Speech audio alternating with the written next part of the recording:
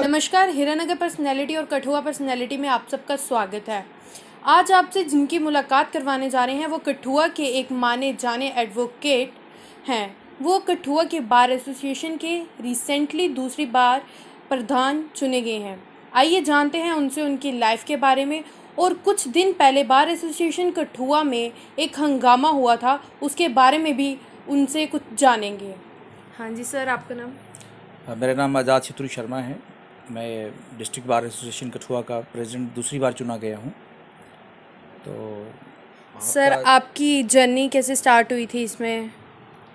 देखिए, एक बड़ा लंबा इतिहास है, और सबसे पहले मैं हीरानगर पर्सनैलिटीज़ का और आपकी पूरी टीम का बड़ा धन्यवाद करता हूँ कि जिन्होंने मुझे मौका दिया कि मैं अपने बारे में कुछ बता सकूँ और कुछ पिछले दिनों जो घटनाक्रम हुए हैं उनके बारे में भी डिस्कस कर सकूँ। तो सबसे पहले ये मैं बताता हूँ कि मैंने एज ए स्टूडेंट लीडर एक अपनी जर्नी शुरुआत की थी सोशियो पॉलिटिकल लाइफ में 99 में, जब मैं कॉलेज में गया। और उस वक्त हमारे जब एक स्कूल से स्टूडेंट निकलता है तो जब वो कॉलेज में जाता है तो उसके बड़े अरमान होते हैं कि उसको किस तरह का वातावरण मिलेगा, कैसे लोग मिलेंगे। वो वही एक्सपेक्ट करता है कि जैसे उसके एक टीचर जो स्कूल में उसके साथ होते हैं वो उसकी हेल्प करेंगे। लेकिन एक और चीज़ थी कि डिग्री कॉलेज में एक, क्योंकि ये गवर्नमेंट डिग्री कॉलेज था, और आपको पता होगा कि उस वक्त जो था पूरे इतने बड़े डिस्ट्रिक्ट कठुआ के अंदर सिर्फ एक डिग्री कॉलेज होता था, और उस डिग्री कॉलेज की कम से कम भी जो स्ट्रेंथ थी उस वक्त के मुताबिक 6-7 हज़ार स्ट्रेंथ होती थी, और काफ़ी बच्चों को एडमिशन तक वहाँ पर नहीं मिलती थी।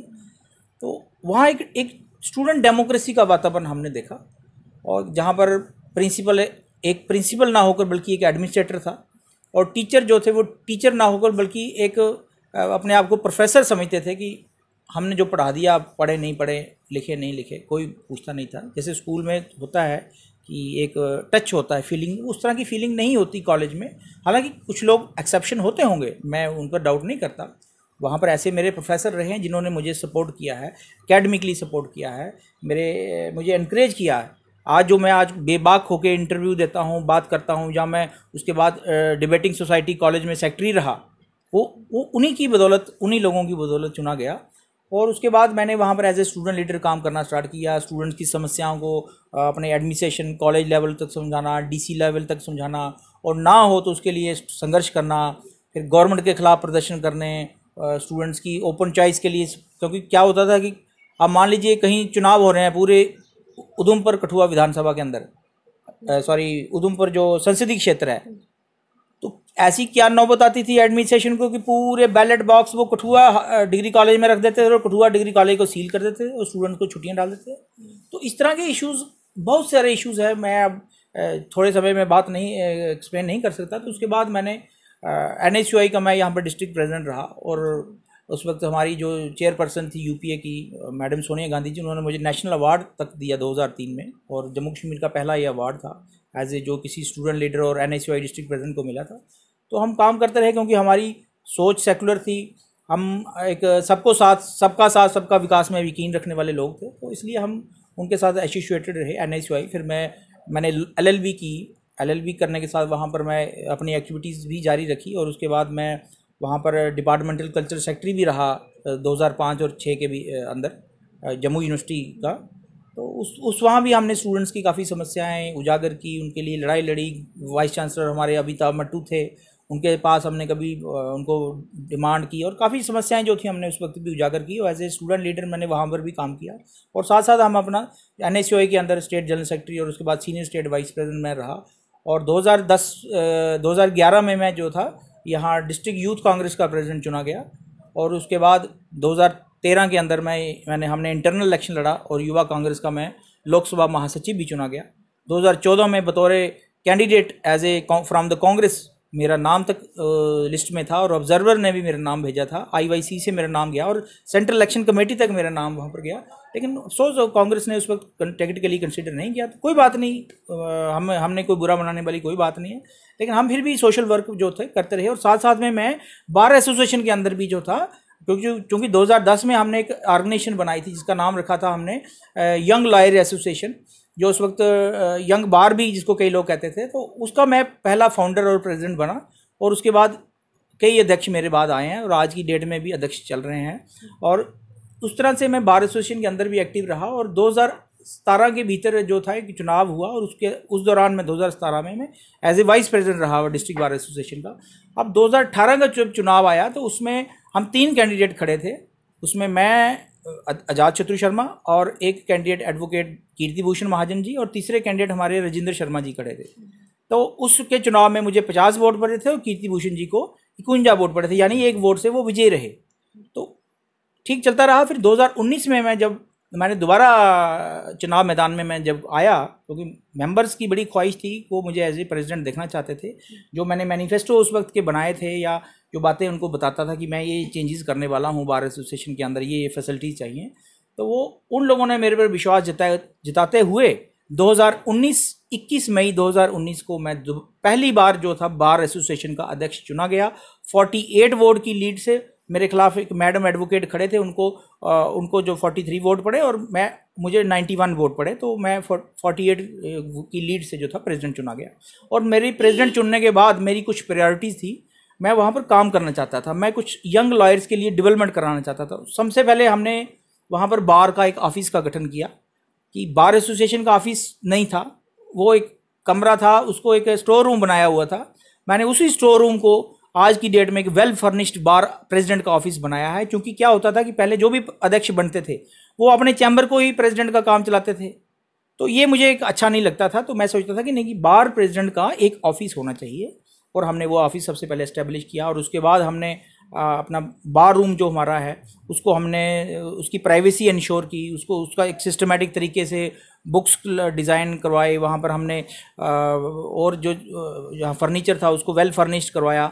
उसके बाद हमारी एक और बड़ी प्रायोरिटी थी, जो मैं समझता हूँ कि अगर वो बात मैं नहीं करूँगा तो मैं समझूंगा कि वो अधूरी रह जाएगी। वो बात ये थी कि 2012 से लेकर 2019 के बीच में मेरे पहले कितने भी अध्यक्ष आए, लेकिन किसी भी अध्यक्ष ने ये प्रयास नहीं किया कि कंज्यूमर कोर्ट का जो पैनल है उसको 2 मेंबर उसके जो नॉमिनेट होने हैं, जिसमें एक लेडी सोशल वर्कर होते हैं और एक जेंट होते हैं जज साहब के साथ, क्योंकि प्रिंसिपल डिस्ट्रिक्ट जज उसके चेयरमैन हैं। तो 2 मेंबर जो कोरम में पूरा, जब भी कोरम पूरा होता है तभी कोर्ट चलती है।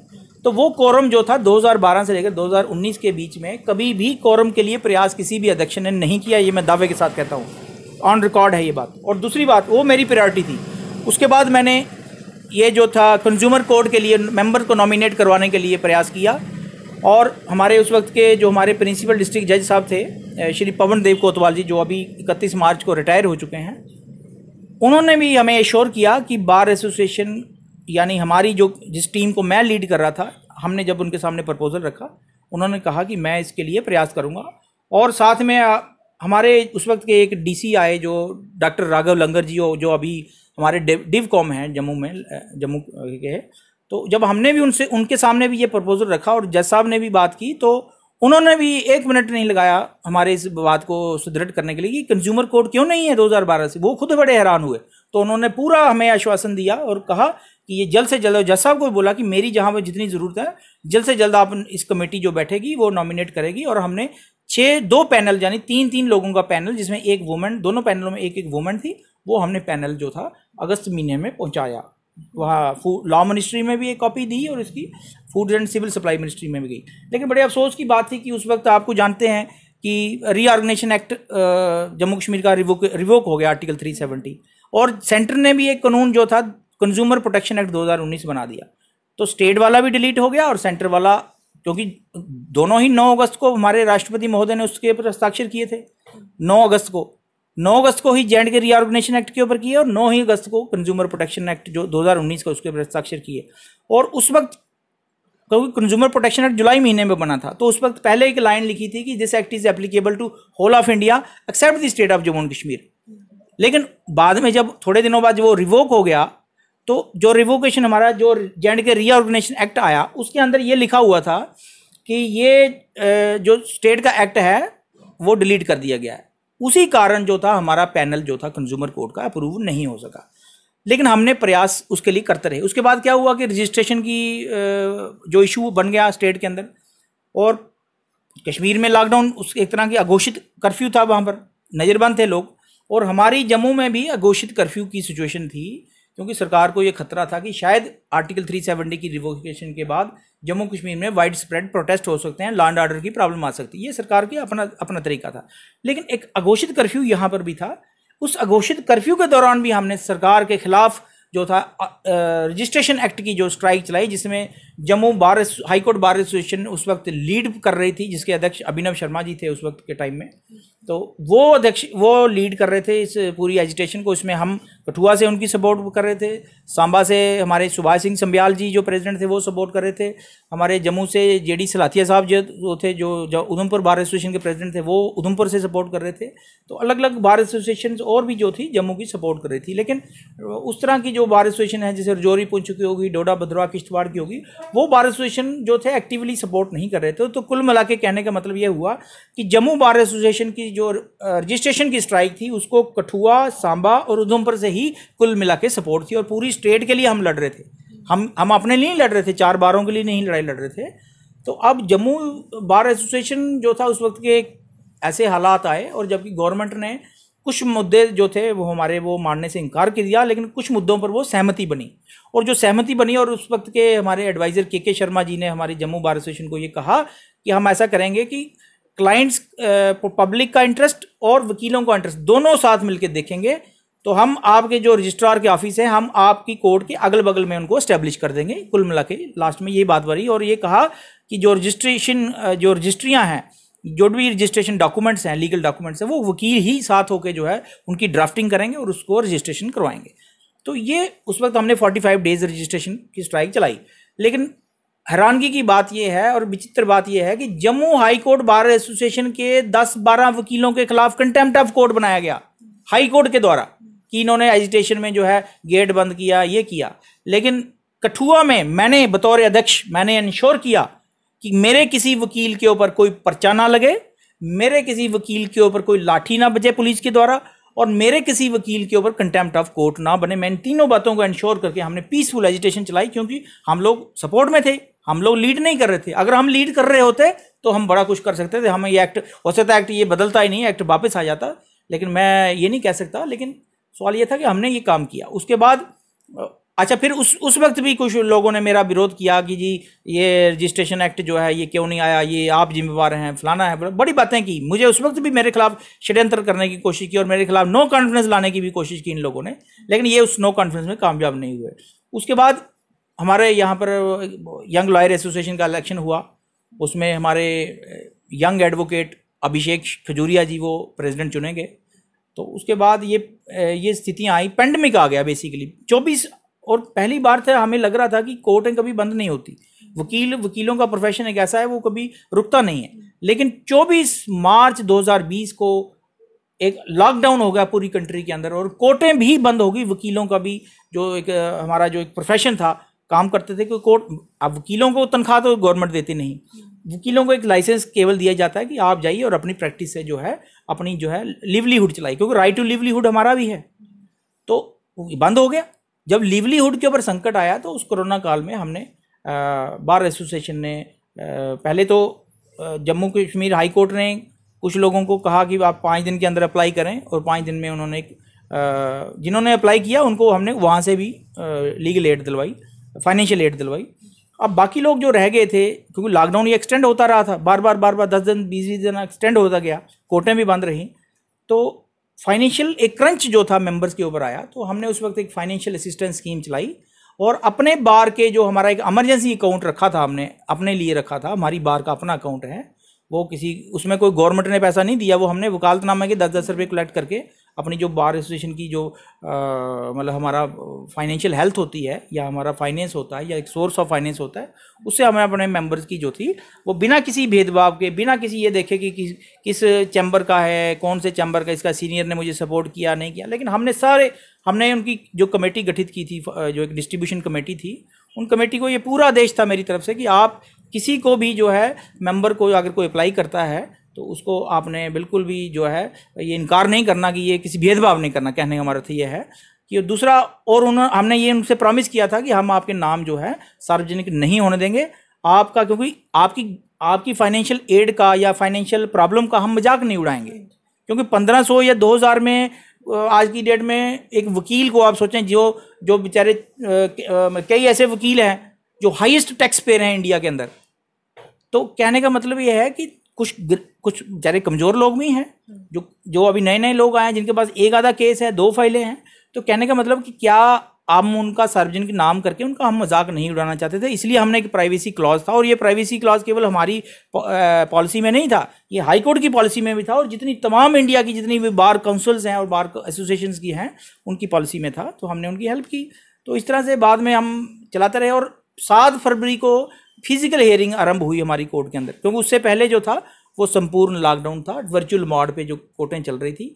तो उस वक्त क्या हुआ कि बाद में यहाँ एक मुद्दा बना कि इन्होंने कहा कि इलेक्शंस आप करवाएं, दोबारा से करवाएं।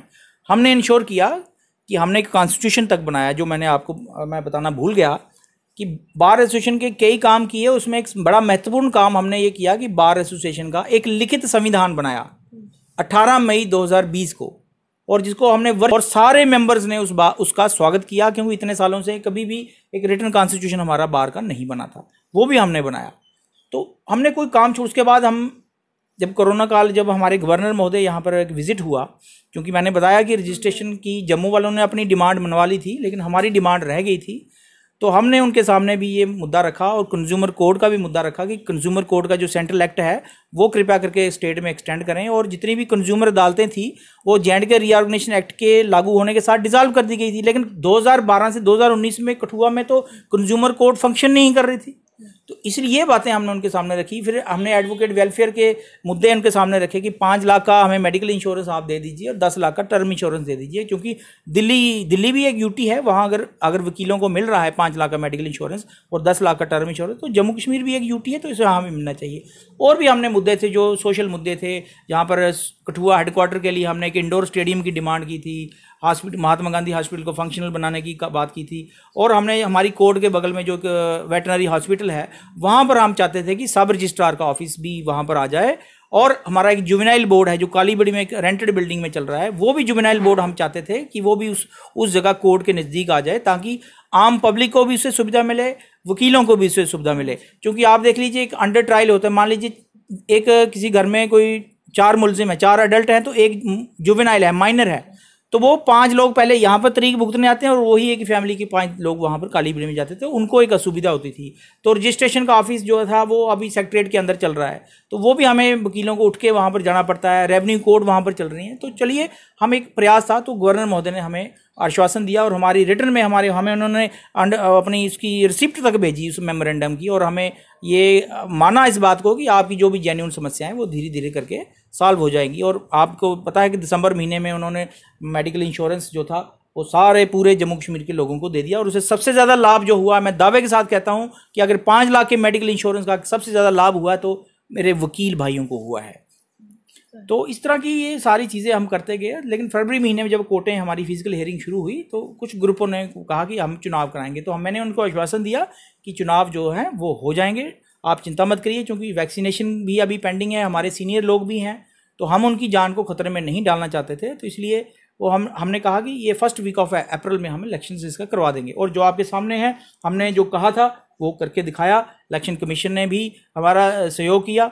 मैंने मेंबर्स, मेरी ऐसी मंशा नहीं थी पहले कोई चुनाव लड़ने की, दूसरी बार अध्यक्ष का चुनाव लड़ने, लेकिन कुछ ऐसे घटनाक्रम हुए हमारी कोर्ट के अंदर कि मेरे ऊपर डेफेमेशन जो था, डेफेमेटरी एलिगेशंस लगाई गई कुछ मेंबर्स के द्वारा, मेरे ऊपर आरोप लगाया गया कि मैं स्वयंभू अध्यक्ष बना हूं, मैं अपने आप अध्यक्ष बना हूं, कुर्सी से चिपक गया हूं, कुर्सी नहीं छोड़ रहा हूं।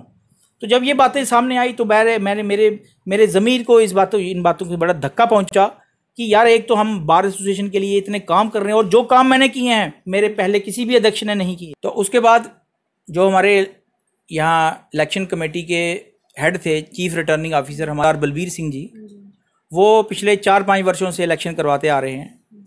सबसे पहली बार जब उन्होंने इलेक्शन करवाया था तो कीर्ति भूषण महाजन जी एडवोकेट प्रेसिडेंट बने थे, और तीसरी बार जब उन्होंने इलेक्शन करवाया तब आज़ाद शत्रु मैं यानी अध्यक्ष बना। तो अब चौथी बार उनको जब अध्यक्ष उन्होंने चुनाव जब करवाया, तो मैंने अपना रेजिग्नेशन अपने वाइस प्रेसिडेंट को देके मैं फिर चुनाव में उतर गया, क्योंकि मेरे खिलाफ इस तरह के एलिगेशन लगे थे। बेसिकली उस दिन हम कोर्ट में बैठे थे, मैं अपने ऑफिस में बैठा था, मेरी वहाँ पर एक मीटिंग चल रही थी, इतनी देर में मैं देखता हूँ कि चंद एक ग्रुप ऑफ एडवोकेट्स और एक जर्नलिस्ट जो है वो अंदर आ गए, क्योंकि ऑफिस जो है वो बार एसोसिएशन रूम के अंदर है, वो अंदर आ गए और उन्होंने वहां पर एक मेरे ही खिलाफ आरंभ शुरू कर दिया। अब इससे पहले कि मैं अगर मान लीजिए मैं उनको ऑब्जेक्ट नहीं करता, सुनता रहता, तो जिस दिन जैसे ही वो मेरा नाम लेते तो मेरे समर्थकों और उनके बीच में झड़प हो सकती थी, जिसमें मीडिया की बदनामी होती। मैंने मीडिया की बदनामी को रोकने के लिए बीच में सबसे पहले इंटरवीन किया और मैंने हाथ जोड़े, मैंने उनसे कहा कि कृपया करें प्लीज़, मैं बार एसोसिएशन का इलेक्टेड प्रेसिडेंट हूँ, ये मेरा ऑफिस है, ये मेरा बार रूम है, ये मेरी जुरिस्डिक्शन में है। जो डिस्ट्रिक्ट कोर्ट की जुरिस्डिक्शन है वही बार प्रेसिडेंट की जुरिस्डिक्शन होती है। उसमें चाहे कीर्ति भूषण जी प्रेसिडेंट रहे हों, या अरविंद गुप्ता जी प्रेसिडेंट रहे हों, या बलवीर सिंह जी प्रेसिडेंट रहे हों, या अजातशत्रु जी प्रेसिडेंट रहे हैं, तो वही जुरिस्डिक्शन है हमारी सबकी। तो मैंने उनसे हाथ जोड़े कि कृपया करके आप ये बार रूम जो है खाली कर दें। हमने आपको नहीं बुलाया, क्योंकि मुझे पता था वो मेरे खिलाफ प्रेस कॉन्फ्रेंस करने वाले हैं, और मेरे खिलाफ जो अगर करेंगे तो मेरे समर्थकों और उनके समर्थकों के बीच में झड़प हो जाती, और झड़प जो थी वो मैं समझता हूँ कहीं ना कहीं उसका नुकसान मीडिया को हो सकता था। मेरे मीडिया भाई जो कठुआ के प्रेस क्लब के मेंबर हैं, मैंने हमेशा उनका सहयोग किया। मैंने जैसे बताया ना, मेरी उनके साथ 99 से एसोसिएशन। आपने उस दिन बार एसोसिएशन में जो हंगामा हुआ था, मीडिया को बिकाऊ मीडिया क्यों बोला था? नहीं, देखिए, मैंने मीडिया को बिकाऊ जन नहीं बोला। बेसिकली क्या था कि उस वक्त वो बाहर चले गए और उन्होंने बाहर ओपन में जाके वहाँ पर प्रेस कॉन्फ्रेंस की और मेरे ही खिलाफ की। ये जो बात थी, जो मुझे जिस बात का अंदेशा था, और मेरे पर गंभीर आरोप लगाए, गबन के आरोप लगाए, गलत बेबुनियाद आरोप लगाए। जब बेबुनियाद आरोप लगाए तो मुझे उसका जवाब देना पड़ना था, क्योंकि मैं अध्यक्ष दोबारा जीता हूँ। अब सवाल ये था कि ये बातें जो मेरे खिलाफ आरोप लगाए गए, ये मेरे दोबारा जीतने के बाद क्यों लगाए गए, पहले क्यों नहीं लगाए? इसको चुनावी मुद्दा क्यों नहीं बनाया इन लोगों ने? इनको तब होश नहीं आया जब हम मई महीने में या जून महीने फाइनेंशियल एड दे रहे थे, तब इन लोगों ने ऑब्जेक्ट क्यों नहीं किया? तब इन्होंने सुप्रीम कोर्ट या मीडिया के सामने मीडिया को बताया क्यों नहीं कि अजातशत्रु जी गलत काम कर रहे हैं? क्यों नहीं बोला उस वक्त? मैं पूछना चाहता हूँ, ये आखिर सर्कमस्टेंसेस हार के बाद क्यों अराइज हुए? ये तो मैं समझता हूँ कि एक हर व्यक्ति जो है समझ सकता है कि ये हार की बौखलाहट है, चाहे वो कैंडिडेट की हो, चाहे उनके ग्रुप की हो। मैं ओपनली कहता हूँ कि ये बौखलाहट का नतीजा है कि जीतने के बाद आप मेरे पर आरोप लगा रहे हो, पहले आप खामोश रहे, इतने दिन, इतने महीने आप खामोश रहे। तो कहने का मतलब ये है कि मैंने मीडिया को बिकाऊ नहीं कहा, ये झूठा आरोप है। देखिए, अब सवाल ये है कि अगर 100 लोग हैं, उनमें से 1-2 लोग जो थे मेरी न्यूज़ नहीं चलाई, उन्होंने जब न्यूज़ नहीं चलाई तो अब मैं क्या कह सकता हूँ कि क्यों नहीं चलाई? मैं सभी मीडिया हाउसेस की बात नहीं करता, मैंने सभी पत्रकारों की बात नहीं की, मैंने चंद 1-2 लोगों की बात की जो एक तरफ की कवरेज दिखा रहे थे, जिसको जम्मू संवाद के हमारे अमित अजरावत जी ने भी पॉइंट आउट किया कि हम देख रहे हैं कि एक ही तरफ का पक्ष क्यों दिखाया जा रहा है। क्योंकि मेरी जो प्रेस कॉन्फ्रेंस हमने की, मेरी प्रेस कॉन्फ्रेंस को न्यूज़ को दबा लिया गया और उसको हाईलाइट नहीं किया गया, तो एक प्रिजम्पशन ड्रा होती है कि 1-2 लोगों ने शायद इस तरह की शरारत की होगी। अगर की है वो इस बात को एक्सप्लेन कर सकते हैं, उनका ज़मीर क्या कहता है। लेकिन मैंने सभी पत्रकार भाई जो हैं मेरे, वो सम्माननीय हैं। मैंने हमेशा 99 से मैं उनके साथ जुड़ा हूँ। मैं इनके जो कीर्ति भूषण महाजन जी मेरे खिलाफ एलिगेशन लगा रहे थे, इनके ज़्यादा बड़ी एसोसिएशन, मेरी पुरानी एसोसिएशन जो है कठुआ के पत्रकारों के साथ है। तो मैं हमेशा रहूँगा, पत्रकारों को मैं सम्मान करता हूँ, मुझे निजी तौर पर मेरे पत्रकार जानते हैं, ऐसी बात नहीं है। आप पता कर लीजिए, मैं अपने बारे में सफाई कहते हैं कि अपने बारे में सफाई नहीं देनी चाहिए, लेकिन फिर भी अगर आपने सवाल पूछा तो मैं ये बता रहा हूँ कि मैंने पत्रकारों का कोई अपमान नहीं किया है। पत्रकार मेरे सम्माननीय है और आज तक मैं इस स्टेज पे पहुँचा हूँ, मैं एक दावे के साथ बात कहता हूं कि अगर मैं दूसरी बार अध्यक्ष बना हूं तो इसमें कहीं ना कहीं मेरे मीडिया बंधुओं का, मेरे मीडिया का बहुत योगदान है, बहुत बड़ा योगदान है कि उन्होंने मेरे काम को हमेशा हाईलाइट किया। मैं उनका बड़ा धन्यवादी हूं। लेकिन 1-2 लोग शरारती लोग, आप देखिए ना, एक्सेप्शन आर ऑलवेज देयर। अगर 100 लोग अच्छे हैं तो 1-2 उसमें ख़राब हो सकता है, मुझे उनसे कोई मतलब नहीं है। मुझे 99 लोगों से, जो 99% लोग अच्छे लोग हैं, मैं उनका हमेशा सम्मान करता हूं। और वो 1% लोग भी हैं, अगर वो भी कल को अगर उनकी भी मदद की ज़रूरत पड़े तो मैं उनके लिए भी हमेशा मदद के लिए तत्पर रहा हूँ और आगे भी रहता रहूँगा। और सर, जाते जाते आप हमारे दर्शकों को इस कोविड पैंडेमिक के लिए क्या मैसेज दोगे? देखिए, कोविड पैंडेमिक पिछले साल से चल रहा है और अभी थोड़े दिनों से हम देख रहे हैं कि एक जो नया स्ट्रेन जो आया है, ये बड़ा ख़तरनाक स्ट्रेन है। तो इससे सबसे ज़्यादा जो थ्रेट पर हैं वो हमारे बुज़ुर्ग लोग हैं, हमारे सीनियर सिटीज़न्स हैं, तो हमारे माँ बाप हैं, हमारे दादा दादी हैं। तो मैं इसी बात पर संदेश देना चाहता हूँ कि आप कृपया करके जो है वो मास्क की आदत डालें, क्योंकि मास्क जो है नहीं सोचें कि ये फ़ाइन होगा तो तभी डालना है। मास्क की आदत डालें और जितना कम संभव हो इस मास्क को ओपन करें। सिर्फ ज़रूरत जहाँ पर हो, बड़ी ज़रूरत हो उसको ओपन करें। और दूसरा सोशल डिस्टेंसिंग का पालन करें। और तीसरा जो है वो हमेशा 2 गज की दूरी बना के रखें। यही मेरा संदेश है। और ज़्यादा से ज़्यादा टीकाकरण के अभियान में जो है सपोर्ट करें, वैक्सीनेशन लगवाएं। यही मैं आपके चैनल के माध्यम से सभी कठुआ, पूरे डिस्ट्रिक्ट की जनता, हीरानगर की जनता, कठुआ की जनता, हमारे ऊपर के जो पहाड़ी डिस्ट्रिक्ट हैं उनकी जनता को मैं अपील करना चाहता हूँ। जय हिंद। थैंक यू एडवोकेट साहब, हमें अपना कीमती समय देने के लिए। तेरे ये हीरानगर पर्सनैलिटी, कठुआ पर्सनैलिटी। जय हिंद, जय भारत, जय श्री राम।